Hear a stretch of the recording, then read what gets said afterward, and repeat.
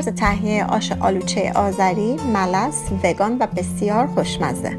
مواد لازم: لوبیا چشم بلبلی 1/2 پیمانه، پیاز نگینی شده 1 عدد، پیازچه خرد شده 1 پیمانه، جعفری تازه خرد شده 1 پیمانه، برنج 1/4 پیمانه، گوجه سبز خشک شده و یا همون آلوچه 1/2 پیمانه و یا 25 عدد، برگه زردآلو 1/2 پیمانه، رب گوجه فرنگی 1 قاشق غذاخوری پر، نعنا خشک به مقدار لازم برای تزیین، پودر زردچوبه 1 قاشق چایخوری. ابتدا پیازهای خرد شده رو داخل قابلمه تفت بدید تا نرم بشن.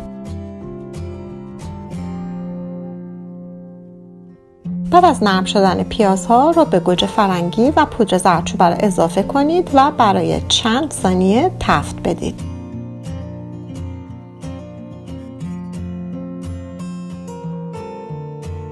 سپس برگه زردآلو و گوجه سبز خرد شده یا همون آلوچه رو اضافه بکنید. همچنین لوبیا چشم بلبلی رو اضافه بکنید و برنج رو نیز اضافه بکنید و مواد رو با هم مخلوط بکنید.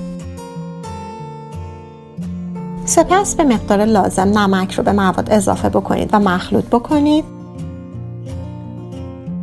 سپس 1 لیتر آب به قابلمه اضافه بکنید.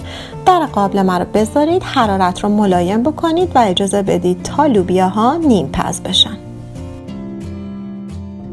بعد از نیم پز شدن لوبیاها پیازچه خرد شده رو اضافه بکنید.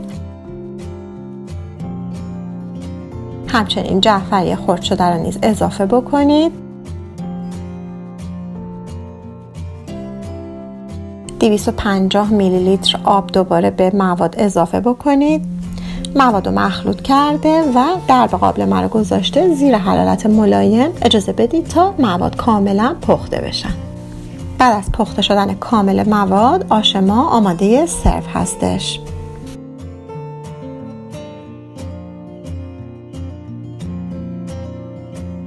بعد از اینکه سوپ رو به ظرف سروینگ منتقل کردین، روش رو با مقداری نعنا خشک تزیین کنید و سرو بکنید.